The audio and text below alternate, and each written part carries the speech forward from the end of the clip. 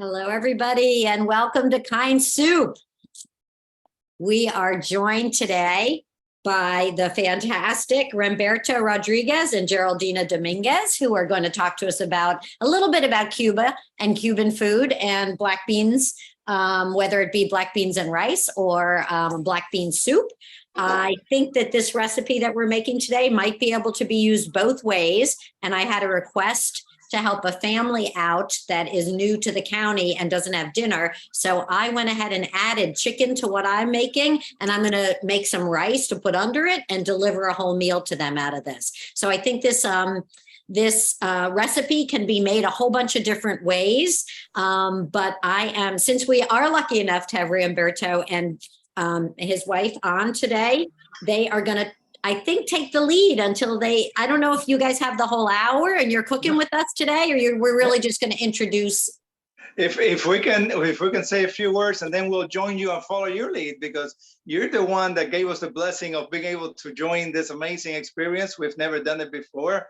Ramberto Rodriguez, Geraldina Dominguez, and just to say that we are both born in Cuba, live here in Silver Spring, and simply enjoy all things Cuban, including we're waiting till we finish before we hit the mojito afterwards. So, or later tonight before I smoke my cigar. But I'll ask Geraldina to say a little bit about the. Well, I'm following the recipe that was sent, so to the T. I am a scientist, so I follow directions. Oh my God! My protocol, and so this is what I'm doing, and I'm starting, and I'm gonna have to jump off because now it says to add the onions. So we're starting it, as you see, and rice and beans is black beans is a staple of Cuban food. And just glad to be doing this because if you go to Cuba, black beans is simply a staple, and so is rice.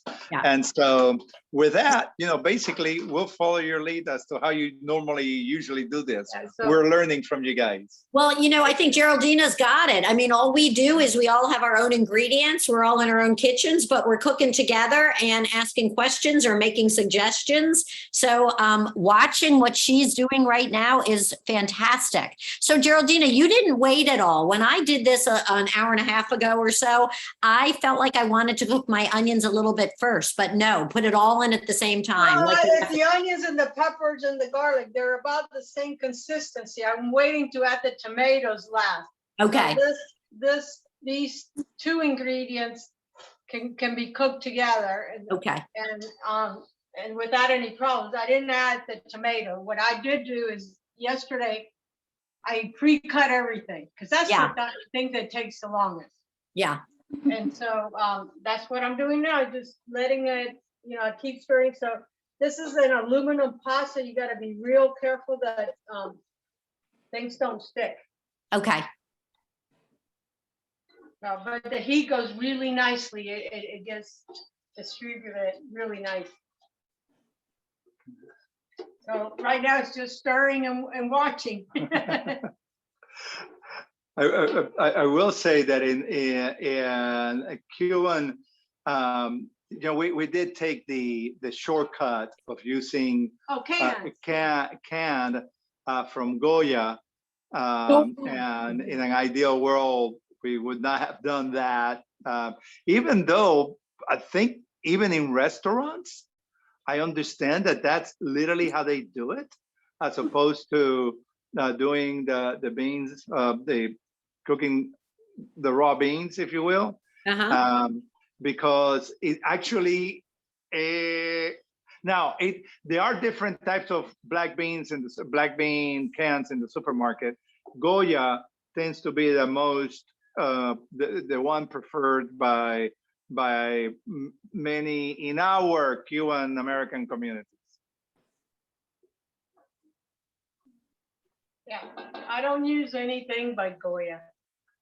I was going to say. Huh? I wasn't sure if we could say anything political on this. Well, no, I hear, I know, that's I right. hear you. Oh my God. So we have, oh, I know awesome. that. I We know could, that. we can totally go there. Okay. We can, Goya's ownership is actually Spaniard, and they have been problematic in their positions in a variety of ways. No, that's And- more than and- Trump. And that's so that has been problematic. What are the other Iberia, the other brands? Yeah, but those are harder to find around here. Oh, by the way, yes, blame it on that. That's exclusively No, because I they're can buy harder it. to I can find buy here. it. I mean, Kirby, but Kirby doesn't no, exist you can anymore. buy, every store has black beans. Trader Joe has black beans, and you could do any store now and they have black beans. I'm Diane. I'm partial to Goya, whether he's in the wrong political arena or not. All right. Well, since we're cooking for other people today, we'll excuse any political incorrectnesses or correctnesses or whatever, and we're just going to stick with the food. I wanted to give a shout out to Terry Sirota, who's back from her surgery. We're so glad to see her. And T, introduce yourself. It's great to have you on Kind Soup with us today. Hi, I am a new cook, but I'm a professional volunteer, and Riamberto and I have known each other forever. We're members of the Rotary Club of Downtown Silver Spring, and I love this idea, and I love Deb and Kind Works and her passion, and she and I are joined at the hips. Well, good to have you on with us today, and it's exciting to be all cooking this together. Rimberto and Geraldina, tell me if you disagree, but I find that this can be delivered and enjoyed a couple of different ways, this black bean that we're making today. I think if we add, I did use dried beans, and I used the liquid from my beans, which I had cooked down in an Instant Pot with some bay leaves and some the onion ends and some garlics and some salt. And I used that liquid as my broth. I had the beef broth, but I saved it so that if I didn't think I needed it, I didn't use it. And I didn't end up using it because that black bean, this water from the cooking the beans was kind of thick and yummy. So I did that.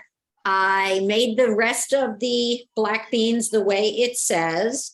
And I'm making some rice and cubing up some chicken to put in so it can kind of be a full meal. So I feel like this can be a little bit more soupy and it's a black bean soup, or it can be a little thicker and it's a side dish to go over rice. Correct. Correct. It's all the same flavor. Normally, we eat it as a side dish over rice. Yeah. If I get left stranded in an island and I can only have things to eat, yeah, rice and black beans would be it. Yeah. Okay, Right. good. Indeed, rice and black beans is what we had yesterday, and today for lunch it was rice and black beans with a fried egg on top of it.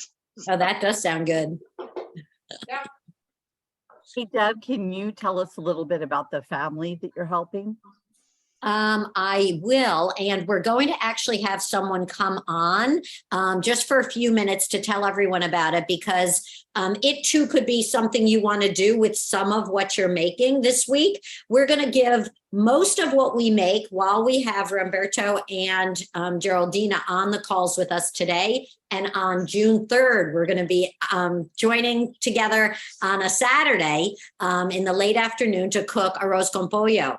And they have asked, Roberto and Geraldina, that we consider delivering all of our extras to the Silver Spring Urban District. And I'll let him tell you more about that in a minute. I'll answer T's question about where I'm going to be bringing a container of this soup for a family.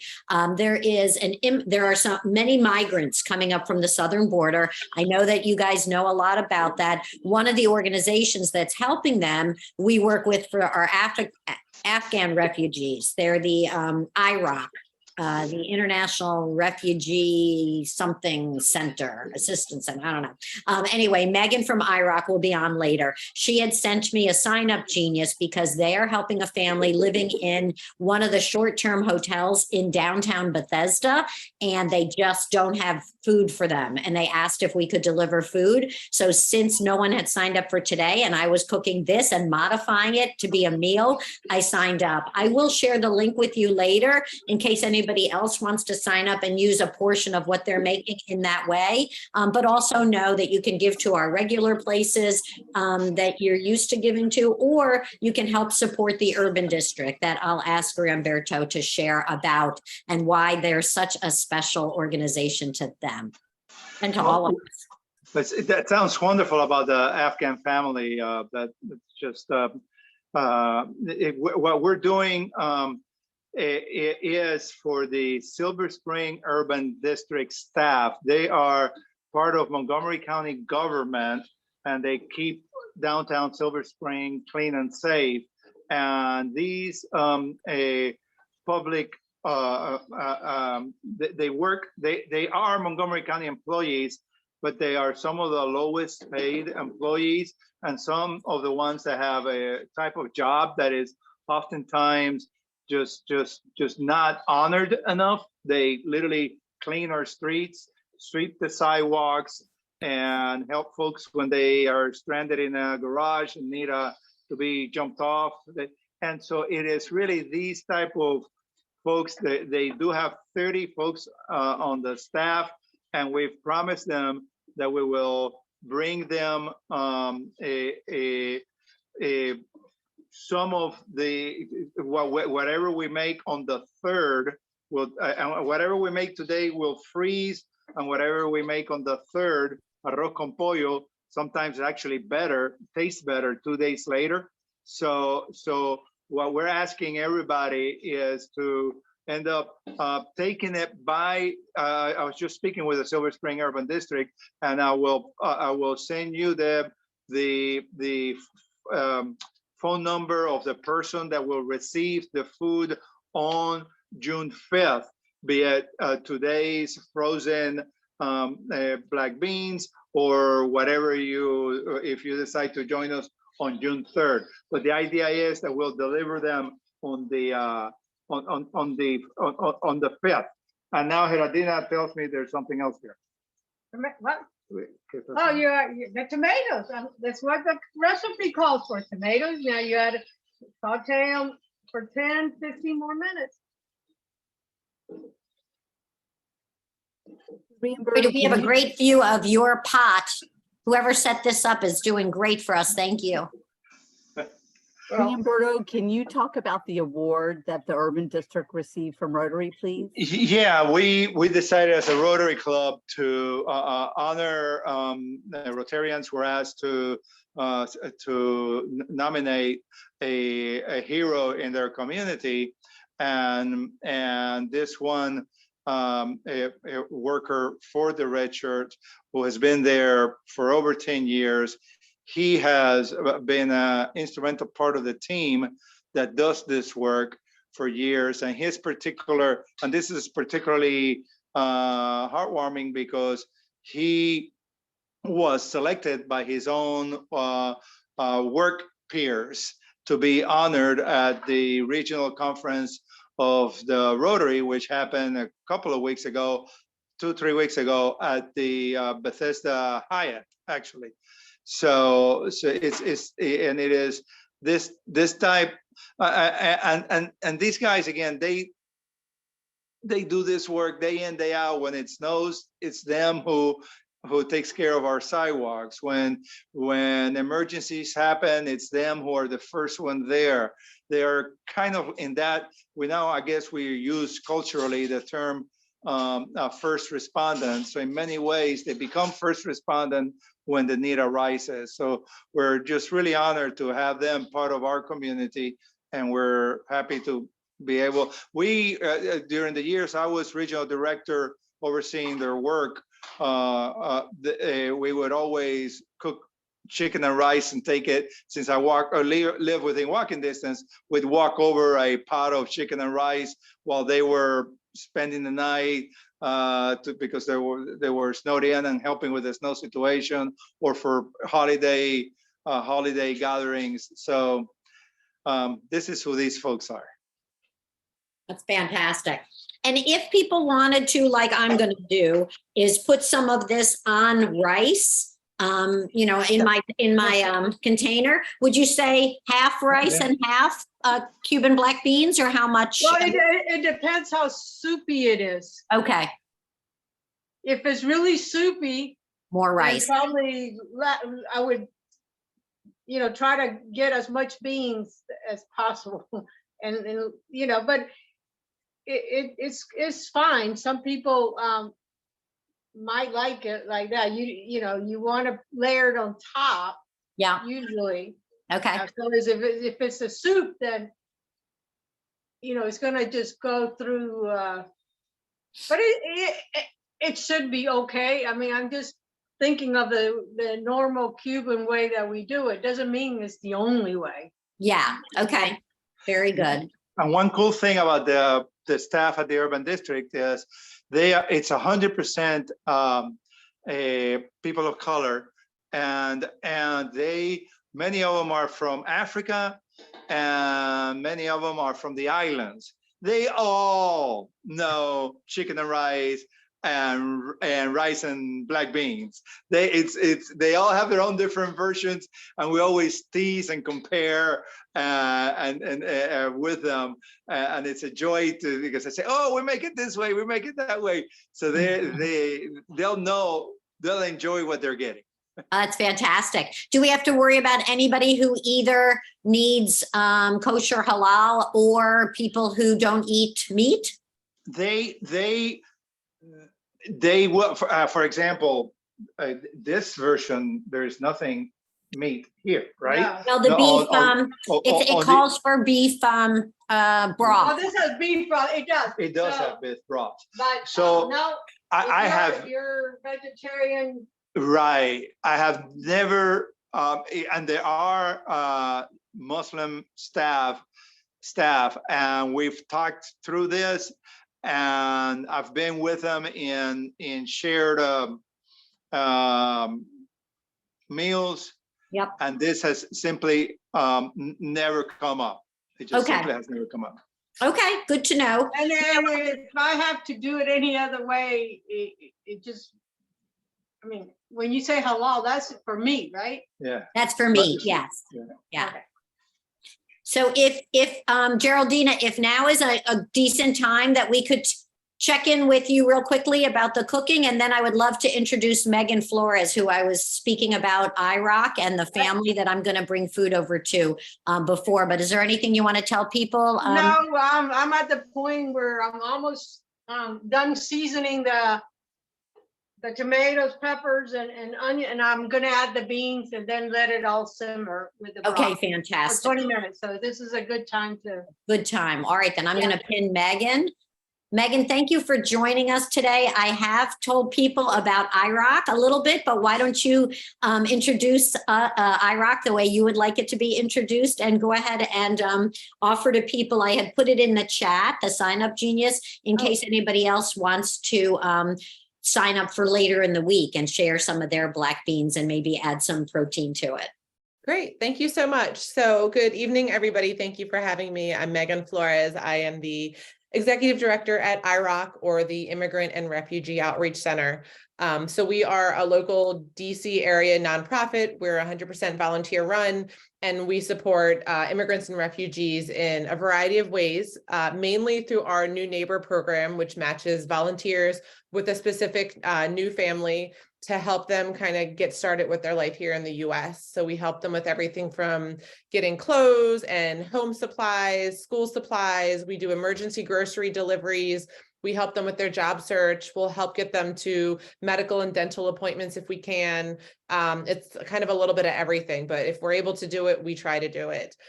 So recently we were contacted by Catholic Charities about a Venezuelan family who came up from the southern border. It's a family of 5, mom, dad, a 16-year-old girl, a 14-year-old girl, and a 9-year-old boy. Unfortunately, at the border, the 16-year-old girl got separated from the family. So she was actually in a shelter in New York for unaccompanied minors up until this past Saturday when we were finally able to get them reunited. So they're all together again now. They spent 2 weeks in a shelter in DC. The shelters are no longer taking new folks. The shelters in PG and Montgomery County require 6 months proof of residency, which clearly this family doesn't have. And so we found one organization who was able to sponsor them for a week at a hotel in Gaithersburg. That ran out. So now we have another group who's helping sponsor them for 2 weeks at a hotel in Baltimore, or sorry, not Bethesda. And they're in a hotel room with a tiny kitchenette. So it pretty much has 2 stovetops and a microwave. And so they're limited on what they can prepare in there. So we've put together a sign up genius so people can sign up to bring them a warm meal every evening for dinner at least. So they have one warm meal coming in. And in Bethesda, there's a ton of restaurants around and people use DoorDash or Uber Eats and can just pick whatever you're in the mood for or something. You can look on there to see what other people have delivered recently. So you're not giving them pizza 3 days in a row, but you can pick something and have it delivered.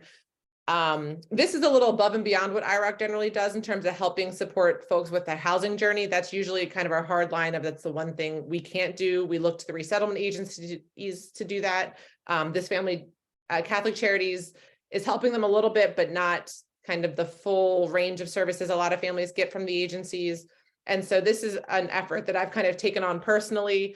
I happen to be the one who responded to the email. And so I kind of, my heartstrings were tugged on and took it on as my own pet project. So I've been raising money on my own that I'm hoping will eventually go to rent for the family if we can find a place that will rent to them. They don't have a credit history. They don't have employment history and income history. So it's been challenging to find someone who will rent to them. We're looking for just like a basement apartment or maybe 2 bedrooms since it is 5 of them. I've raised probably enough for 2 months of rent, but we're hoping to get a little bit more.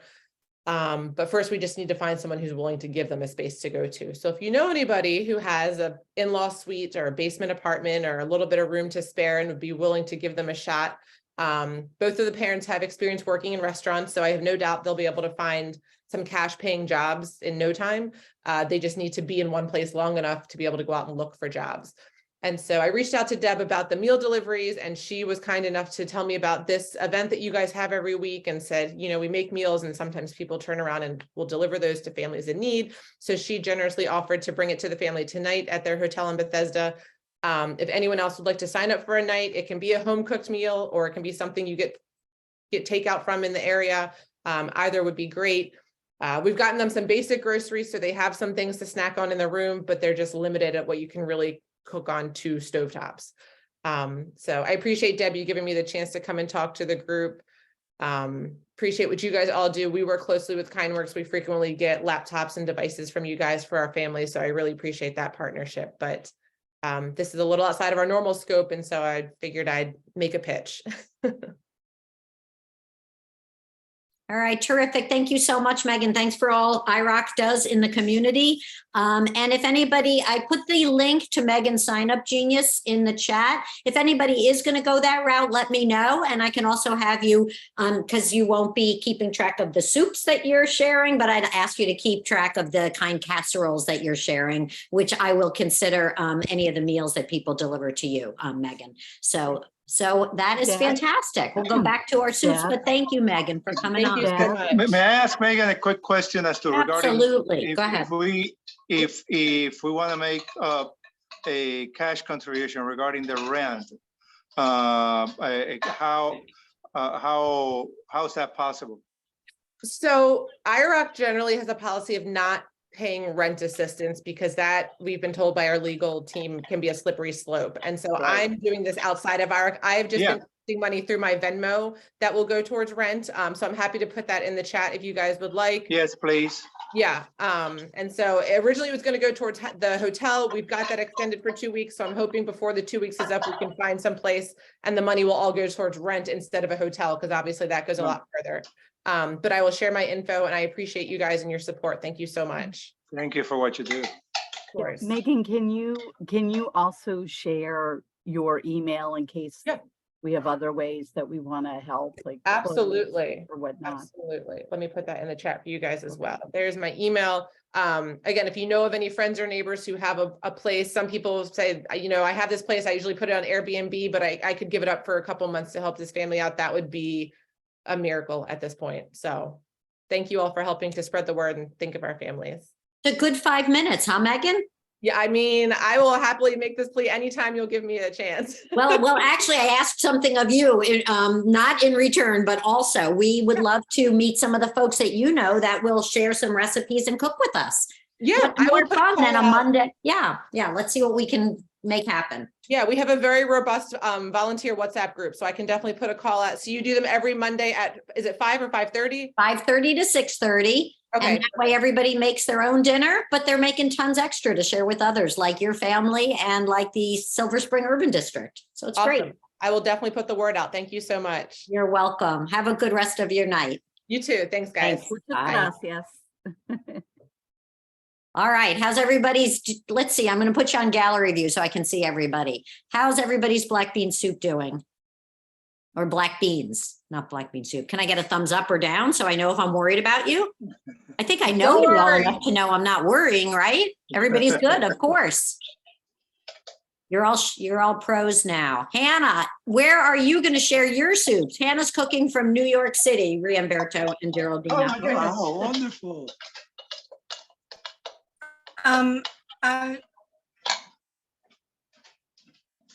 To take it up to a public housing project at 101st Street. There's a refrigerator there where I drop, it's one of the New York City fridges. Oh, that's fantastic. And I just will drop off as many containers as I can.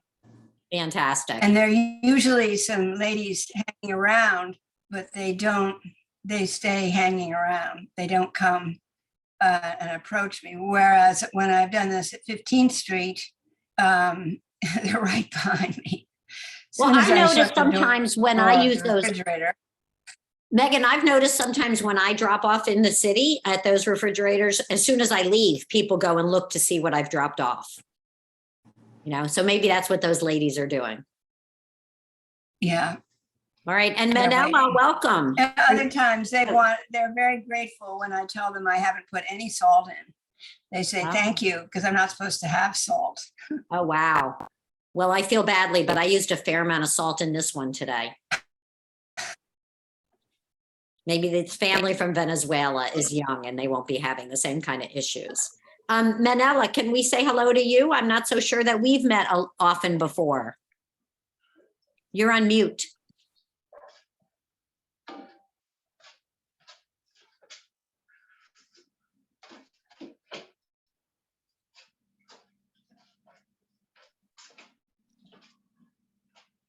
I think I'll stop. Okay, Hi, hello. how are you? I am well, thank you. Good.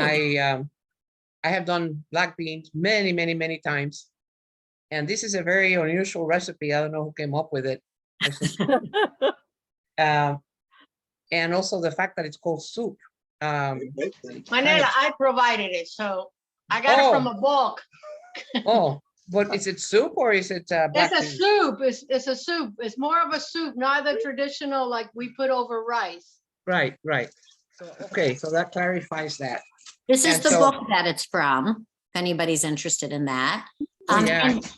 And really, we were calling it soup because we are typically cooking soups on Mondays, but not always. And so, like I said, this can go either way. You can use less liquid and make it kind of more. Anyway, let me hear from you. I'm sorry.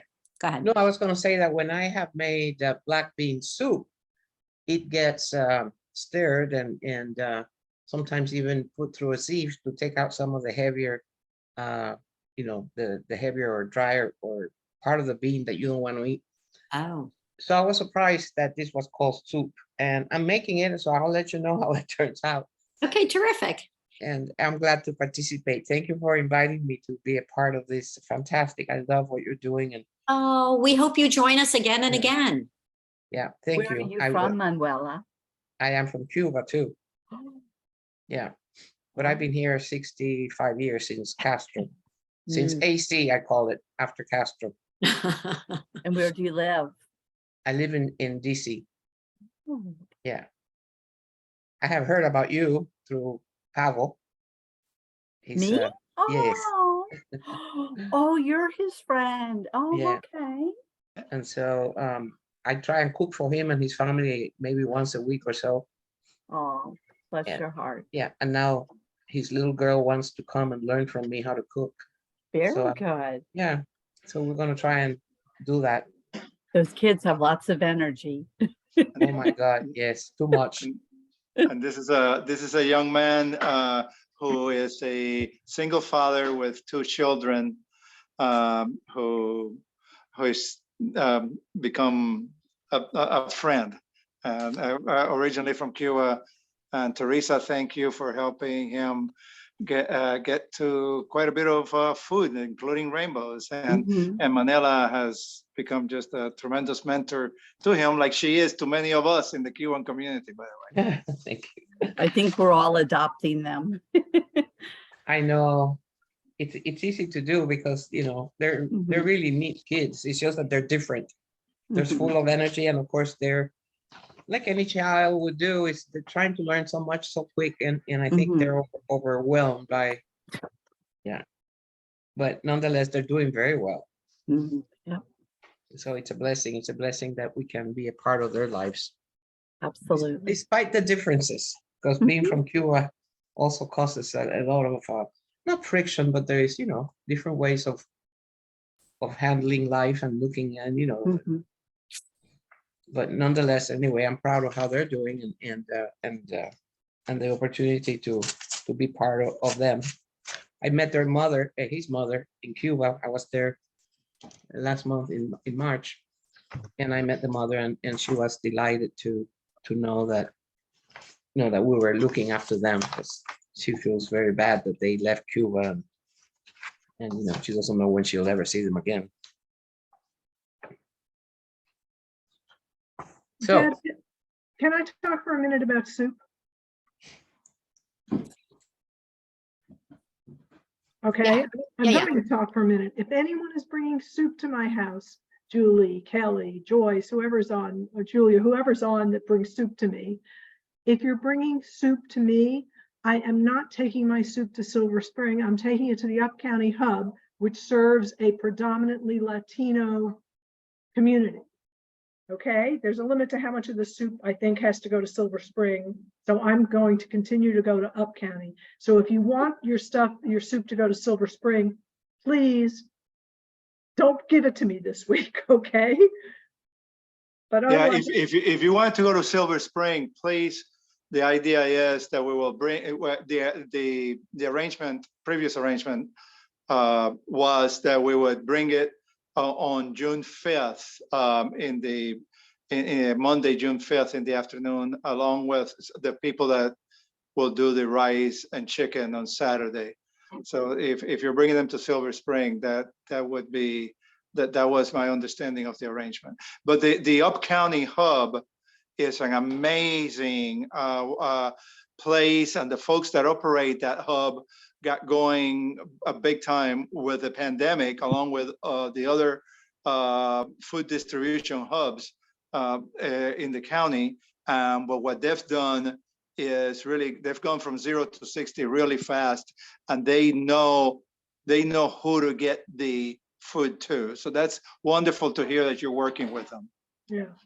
Yeah, we bring it we take the soup there every Tuesday, and they expect to see me with soup. So I think they'll be thrilled with this soup. I think that this is a great soup for them. And I may cook on June 3rd as well, and we'll make a second batch of this so that I can do a combined whatever it is that I'm going to do on that Tuesday, which I guess would be the 4th or 6th. So I have a request because I won't be here for the distribution, and I would love for my black beans to end up in Silver Spring. So I wondered if there's anybody in Bethesda who will be taking there to whom I can bring my black beans. when I are you? can help you. Oh, there you go. I'm sorry, who? Teresa Testoni. If you guys want to just connect on the chat, that would be great. Thank you. Thank you so much. And I had no Tabasco, so I'm using cayenne to taste. Marjorie, you don't like that. What do you grimaced? Well, I had the same problem. I wandered off to find my son to say, what do we have that's close to Tabasco? And he said, well, we have some sort of orange, some kind of sauce that we had. So I put in some of that, and I put in some salsa, which I had, just threw in a little of that. I'm going to taste it, and then I'm going to adjust it after that. So I'm not. Yeah, I normally don't add Tabasco to my, I'm not, Cuban food is normally not spicy. It's not spicy hot. It's It's tasteful, but not Mexican. Yeah, and so I wasn't planning on adding Tabasco because that kind of thing. That makes it Mexican. Well, no, some people like it, some others don't. So it's, I wasn't gonna add it. So.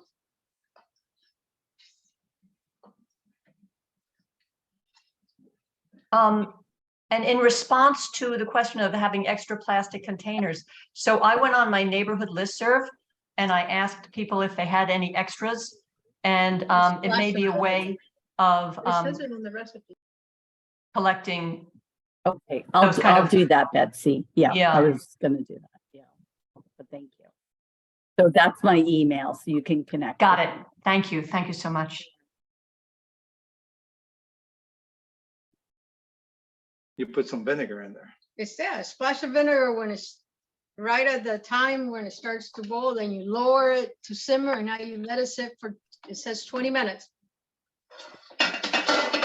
So cover it.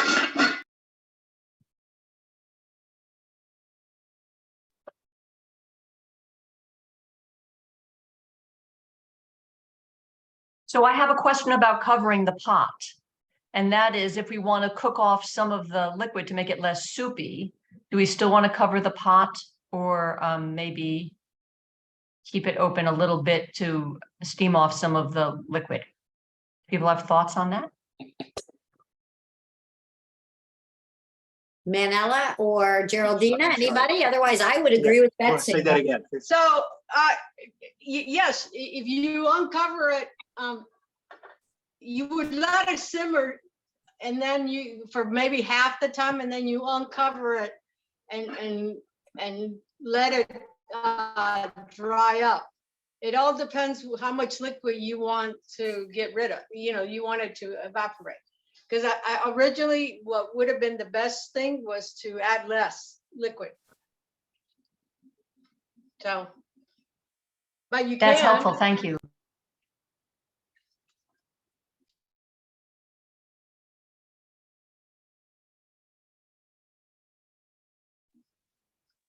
I'm covering mine, and I'll see what it looks like. And then if I feel like it needs to be, I'll just give it a few more minutes on higher heat to let the liquid evaporate.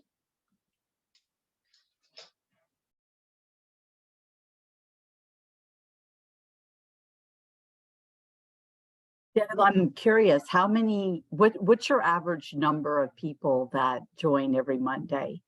It really just varies. We've had as few as like 6 or 7, and we've had as many as 85. So, you get a big name, or the people who are joining you that week reach out big. Either of those bring in more people, and our normal group is, depending upon how the pandemic's going, anywhere from 10 to 25, just of us. It just depends. We hope that everybody has fun and feels good about what they're doing and comes back, but you never know. And if everybody cooks, I've packaged now food for 5 people, plus I have 4 more containers that I'll be sharing. So you really do cook a lot. For those of you who tune in every week, you have created so much food that has been shared in community. It's fantastic. And it's relatively painless and fun, right? So And you get good for us. What? And you get dinner made. That's right. You get dinner out of it every Monday night, and then you get to share. It's just great. And, at least I can speak for most of the people on the call, we have learned so much about cooking and different spices and different techniques. And just really, we're just much more confident cooks than we were 2.5 years ago. My husband says I'm a better cook. I believe it. I mean, we really have learned a lot from each other and from the guest chefs who've shown up.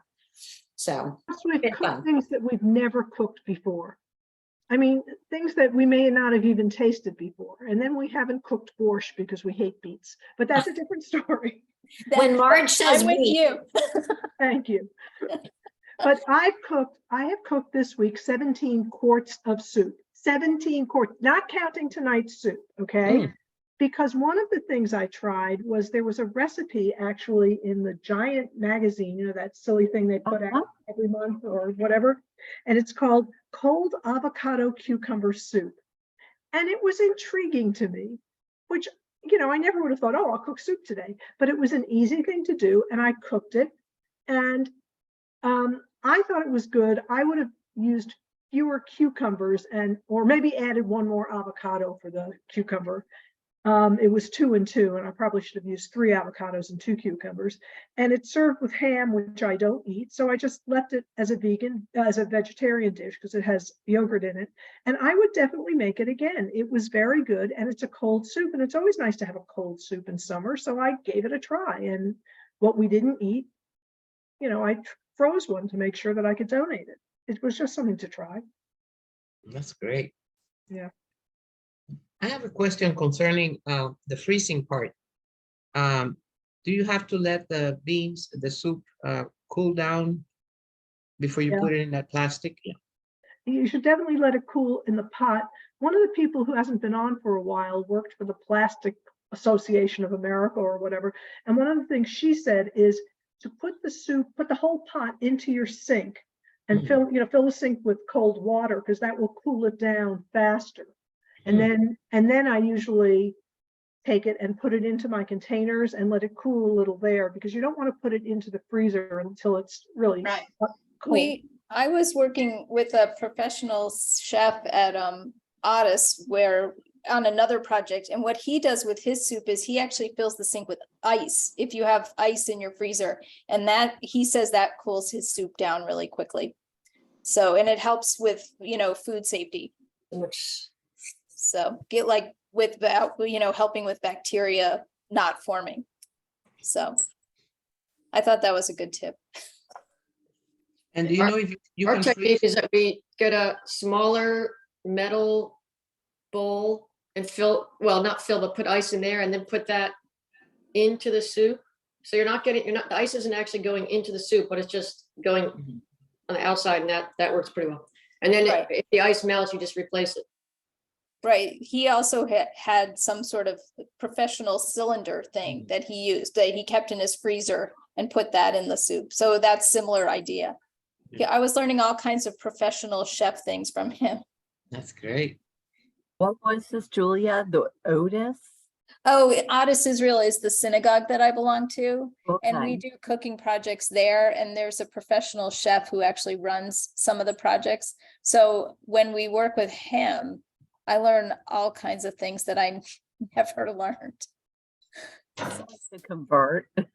Yeah, it's very handy.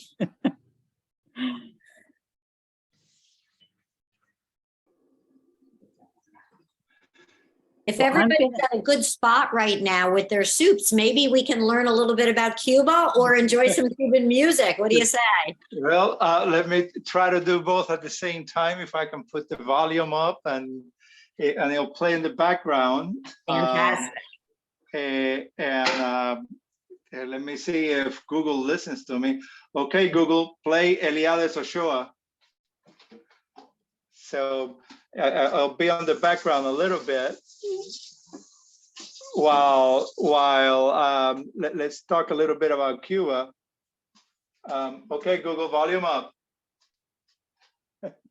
So basically, no, I'm glad Manela's here because she can add tremendously to this conversation, and I'll make it mercifully brief. Actually, Manela, I don't know if you were on when we had a political moment at the beginning, which is so telling because we're cooking with Goya, and somebody said, "What? Get that out of your kitchen." so, so I think so. I want to make I want to clarify that in that dimension. Talk about Cuba. I think when we talk about Cuba, it's impossible not to mention the political situation. And I think Manela, who's a mentor to so many of us, is also part of many of us that are want to stay away from politics and talk about the people, the relationship between people. I'm showing some of my here. And basically, look, Cuba is a divided country in many ways, divided people, and many of us relate to our culture and our heritage in a very strong way. Be it the architecture of Cuba, be it the religiosity of Cuba, be it the heritage of the music in particular, with so much, and it's impossible to talk about Cuba without talking, for example, about cigars, or talking about Celia Cruz, but at the same time, you also talk about the old Cuba, the pre-1959 Cuba, which was such a defining moment for Cuba. But basically, and of course, you also cannot talk about Cuba without talking about a Havana Club rum. So unfortunately, the mythology of Cuba gets caught up in the political snafu. And basically, we try to overcome that by celebrating our common heritage that unifies Cubans in the island with friends of Cubans and other Cubans here in the US. So I just wanted to make those highlights for this group of what Cuba, both Geraldina and I were born in Cuba, came over in our as children, and have made a life here in the United States. We're forever thankful for the US, and we're incredibly proud of our Cuban heritage as well. And I just want to end this little treatise real quick by saying that as Cuba is very much in the news in the moment, and not all of it is good, the Cuban government continues to be intransigent, and the American government continues to be intransigent with its non-bending, non-compromising embargo of Cuba, which is, you don't take medicine, the same medicine for 63 years, it doesn't get you to where you're going, and you keep taking it. So I ended it there with a political comment, but I couldn't hold back. I'm sorry, Deb. I admire your passion. It's all good. All is forgiven. Hey, Riamberto, can you talk about the course you're teaching at University of Maryland? I do have, thanks in a big part to Manela's facilitation, an introduction to people both in Cuba and in the US at Georgetown and other places. I do a study abroad course in Havana that's called Havana's Art and Culture, the intersection of architecture, planning, preservation, and economics. And that last part, economics, it's a challenge to talk about it without falling into any word that ends in ISM. Communism, capitalism, socialism. But if you really are challenged without talking about those words, you can really understand the complexities of today's Cuba, and you can understand some of the long relationship. Yesterday, was it yesterday, T, when we went to the medical museum here in Silver Spring, which is a true gem, the medical museum, the Walter Reed Medical Museum, and And lo and behold, Walter Reed, where did he do his research for in 1900? In his research for the yellow fever and all of that. Well, he did that in Cuba. And then we just recently found out about a story again in 1900 of 1,000 Cuban teachers that came to Harvard University. In other words, the relationship between Cuba and the US, we go all the way back to pre-Civil War, pre-Revolutionary War time, and the connections is very strong, and there is no political divide that's going to keep us separated. So that's my course. In a nutshell. Thank you for that. Just a introduction to what we will hear, I'm sure, on June 3rd. So I hope that everybody can join us for Arroz con Pollo and another session with Geraldina and Riamberto. So that would be. So Geraldina, how are our black beans coming along? And they're looking 7 more minutes. It looks, these are soupy. This is soup. Okay. So if I was to do it over rice, I would have to do something, I don't know. No worries. No worries. People can absolutely package this up as black bean soup. No worries. But I wanted to ask you, I don't know if you've been tasting it yet. It's good. Oh, good. Okay, good. And did you put in the full amount of red wine vinegar? I actually did. I did the vinegar, but it was rice vinegar. I usually use rice vinegar. Oh, okay. Because I was going to ask you, you had sent along 2 recipes, and I think the other one used apple cider vinegar. So I was going to ask you about the relative merits of each vinegar, but you're using a third. So any kind of spicy, sweet vinegar, right? Yeah. Okay. I have a comment, Geraldina, concerning the how liquid the recipe is. That you could also use the extra liquid, so separate the beans from the liquid. Not all of the liquid. And then you can use the liquid to do arroz con gris. That's true.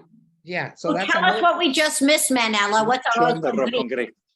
Oh, wait a minute. Now that you mentioned arroz con gris, whatever little is left from yesterday. See. So that's the arroz con gris. So you make the rice and you add it all together. The rice cooks with the beans already.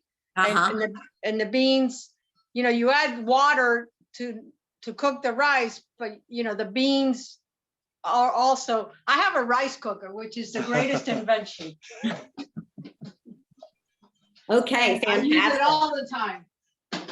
And so what I do is I actually take one of those cans, saute in the similar things that we just did, take that, add it to the rice and add enough water and put it all in my rice cooker, and there it is. That sounds terrific. So Manella's saying do exactly that, but instead of using water, use the exactly. And it's probably excellent. Oh, I bet. All right. And so you always start Cuban, or at least this kind of Cuban cooking, with onions, garlic, and green peppers sauteed down with tomatoes. That's a strong staple. And cumin too. It's a big, Okay, good. If you don't like garlic, then. Actually, I went to Cuba. I took the U.S. Chess Center to Cuba to play chess in Cuba, and the director here from the U.S. didn't like garlic. I go, oh, you're gonna have a tough time. Gave him no sympathy, huh? Well, that's too funny. All right, how's everybody else doing? I don't know if I spiced mine the proper way, but I spiced it a way that I liked. I ended up adding a fair amount of salt and even a little bit more vinegar, and really, and pepper, which I hadn't peppered until the very end. Salt, pepper, and vinegar. And then I topped it with parsley. And I don't know, looks great, tastes good. How's everybody else doing? Right. I will top mine with cilantro. I know, I wish I had some. I made the mistake of buying parsley today. I should have bought cilantro. Did anyone put Tabasco? I did. How much? Just couple of shakes, but you know what? I ended up putting a little bit more in as it was cooking. And there's so much, absorbing it that it wasn't too spicy. Anybody else try Tabasco? I tried whatever that other thing was, and mine was not spicy either. Okay. Same with So me. I was wondering if I wanted to put in that cayenne pepper. But you did, right? I did not put in the cayenne yet. Oh. I haven't decided. I'm letting it cool a little bit. And then I'm going to have my famous taste testers taste it and say, oh, it's not salty enough, or oh, whatever they say. They always have a comment. So we'll see what. I usually like push you on the cayenne, but I think today I maybe wouldn't, because they're saying that Cuban food shouldn't be spicy. It should just be flavorful. So I had a heavy hand with the cumin, which is wonderful, and just a dash of the cayenne, which has a tiny suggestion of heat, but it's not spicy at all. The flavor's wonderful. Oh, good. Oh, you know what I did, Marge and Betsy? But Marge, I had bought a big container of those dried peppers from last week for the Indian, and I put 2 of them in because they don't have an Indian flavor. They're just very mild peppers. Okay. You know which ones I mean? Right. I know which. I didn't get those. I was okay. suffering through those jalapenos, and I thought. Oh no, these were the Kashmiri ones that were not spicy but had a nice flavor. So I did put 2 of those into mine as it was cooking down. If anybody has any extras from last week. All I can think of when we talk about Cuban cooking, because I always thought Cuban cooking was spicy because, it's just one of those Latin American, whatever, Central American countries. And I thought, okay, but all I can picture is if anyone ever watches Guy's Grocery Games, when Carl the Cuban was still alive and he was one of the judges and he was wonderful. And anytime they'd have a spicy thing, he'd sit there with a glass of milk because he could not handle that heat. Nope, don't remember it. But I'm going to. Great. Is anybody drinking anything fun other than wine or beer? I think Ramberto's about to make a mojito. No, you're Ramberto, you are muted. You need to unmute. Oh, I'm sorry. I was listening to Cuban music in the background. So I think we're going to keep it simple and just have a shot of rum. There you And go. Deb, I thought you were going to be dancing for us, like I did want to. We did put in the chat some of our favorite Cuban music. We're showing our generational age, and it doesn't include more of the modern day, but it does include some of the classics, like in the background, Eliades Ochoa from Santiago de Cuba, Celia Cruz, Gloria Estefan as an exile, Benny Moré, and the more modern Los Bang Bang.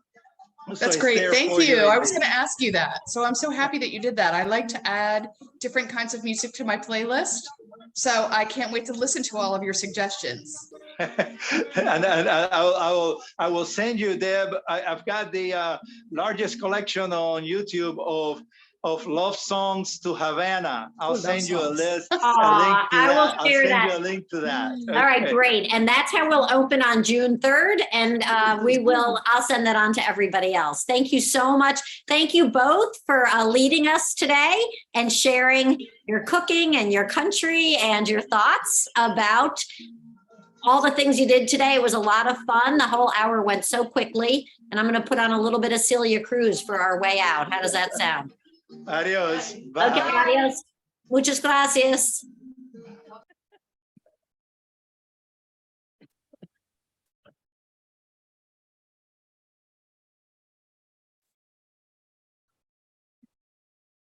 Get down.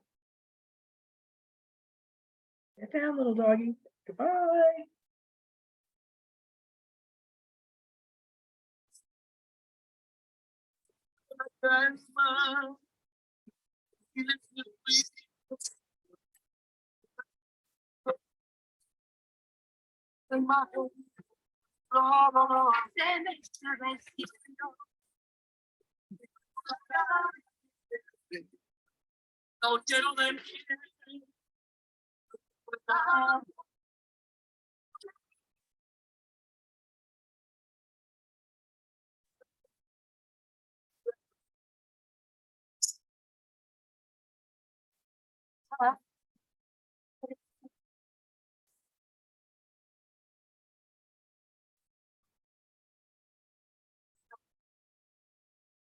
Open